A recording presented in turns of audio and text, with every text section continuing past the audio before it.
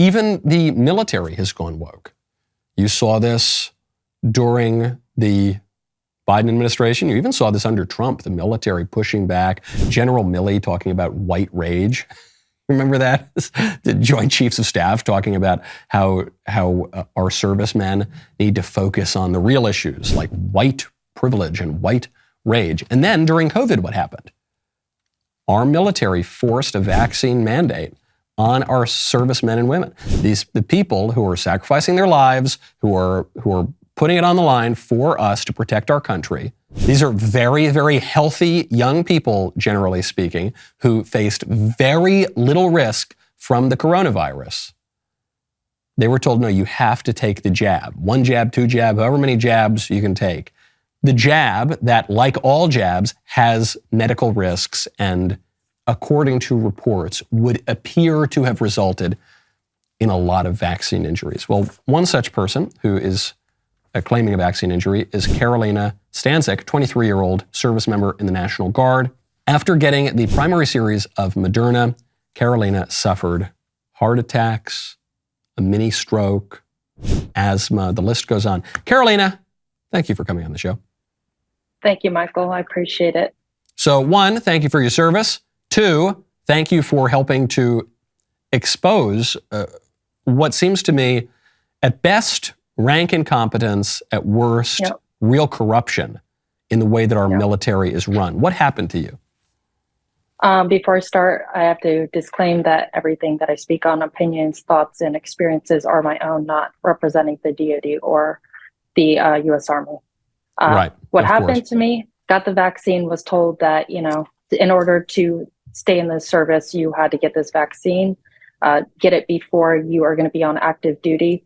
Otherwise, you're not going to recover. And so got it early while I was drilling, and now I'm 2 years later, not recovering. What were the injuries? What was the timetable? There are going to be some people who are skeptical. They'll say what the liberals say, which is, oh, actually, you just had an injury from the virus, not from the vaccine. Or they might say, well, it's just a coincidence, and there's no data to suggest that this was from the vaccine. So what's your take? Right. I was working in the ER at the time, and so I got tested all the time for COVID. Never had a positive test come back. I got tested in the military, never got a positive test back. But when I did get the vaccine, I experienced things like fevers, which I'd never experienced in my life. It was my first fever. I had numbness, pressure in my chest, asthmatic complications, dizziness, a high heart rate, things like that. And I didn't really know what was going on, but I knew that it was weird. I was a healthy individual. And so I still don't know what I was thinking when those things were happening. I was told it was maybe common, maybe just a weird side effect of the vaccine. How long did those symptoms persist? Because a lot of the vaccine peddlers will say, well, you'll have a couple of days of discomfort, but then it'll all go away. I got it shortly after the first one, within the first 24 hours. The second one, they had gotten worse, and that's when the fever started. So that's about a month apart. And then 10 weeks later, diagnosed with asthma. So that's 10 weeks in, and October 2021. So this is about 6 months later, I had my first heart attack. And just since then, it's been going on. What did the doctors tell you after the heart attack? They were very nonchalant about it. They didn't seem all that surprised. They didn't think anything of it. It wasn't like, oh, you're only 21, what's going on? I was given drugs, made me pretty loopy, and then sent to bed rest. And I just remember, like, they gave me a lot of pain medications, things like that. Do you have a history of heart attack in your family? Is there any other explanation that you can think of other than these shots? 100% no. Never been to the hospital a day in my life. I've been 9 times since then. So, Karolina, you have your first heart attack. The doctors don't seem particularly impressed by it. Is that because they've seen other people with these kinds of injuries from the vaccines? I don't want you to put words in anybody's mouth, but it just is bizarre to me that a doctor could see a healthy 21-year-old have a heart attack and sort of shrug it off. A lot of it was, have you ever had any of this go on before in your life? Have you ever had chest pains? Have you ever had loss of feeling in your body? stabbing pains. And I was like, no, I've never experienced this. They were like, did you ever have any tachycardia, which is high heart rate issues in life? And I was like, no, I'm an athlete. We're typically the ones with lower heart rates.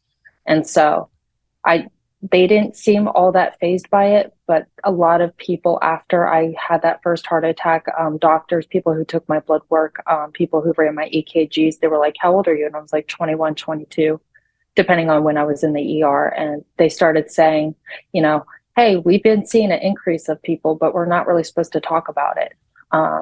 I'd been told by military doctors, civilian DOD doctors, they had said, yeah, we see a lot of cases of this, heart complications, asthmatic complications, things like that, but we're not really supposed to talk about it. And so that was a big frustration. So you hear this from the doctors. Presumably there's some follow-up with your superiors in the military chain of command. If a 21-year-old has a heart attack, that's going to come up. What did they tell you? Yeah. Chain of command didn't really say all that much, but I got recommended for medical retirement. And I'm still in. And they just started this past weekend my medical retirement. So if you do the math, I think that's about a year and a half later. In the meantime, that first heart attack was not the only issue that you dealt with. No, I was dealing with loss of feeling in my body. I guess they called it neuropathy. And we didn't really know where that was coming from. I was experiencing blacking out every time I would stand up or sit up. A simple task like putting on my boots to wear my uniform, I couldn't do that without getting tired. So it used to take me on like average 20 minutes to put boots on. This was your career. I mean, this was a job that you were doing. This was service. Now that's been taken away from you. What are you going to do now? I moved to Florida. I wanted to go into anti-human trafficking. Once all of this stuff came up, I was like, well, I need to be a voice for someone who can't speak for themselves. That's pretty much what I wanted to do. I wanted to fight for people and make sure that justice was being served somewhere. Obviously, that's not through the military anymore. And so I moved to Florida in hopes to do that elsewhere. And this has become my life now. Have other service members come to you, especially since you haven't been on all that many shows yet? I'm sure that you're getting requests and will be getting many more requests to tell your story. Have other people hearing this reached out and said, hey, something similar happened to me? A lot of people have. I've had people from Poland, Canada, Guatemala, like all over the world have reached out and said they've seen some of my interviews. Someone had posted a Emerald Robinson interview and it went viral on TikTok and TikTok took it down. And TikTok took it down. Wow. So I reposted it. I made a TikTok to repost it. Chairman Xi will not get that past you. That's an incredible story. I mean, it's a credible story because we've heard similar things from around the branches of service. Now that you've been pushed into medical retirement, has anyone apologized? Has anyone who is pushing you into this said, hey, sorry we made you take this shot? I haven't gotten any apologies, but I got a lot of looks, funny looks, I guess you could say. And they were like, well, how old are you? And I said, I'm now 23. And these are things that have been going on since I was 21. And a major in the military, she looked at me and she was like, this is insane. Are you one of those cases? And I said, yeah. And so I got my first exemption from any further vaccinations. And so now I'm speaking out on how to get those exemptions for other service members. This is the part that a lot of people don't talk about, which is everybody knows. Everybody knows that something is up, and what we were told about the total safety and total efficacy of these vaccines obviously didn't come true because they kept changing their story on the safety and the efficacy, including Rochelle Walensky, including Dr. Fauci, including Joe Biden.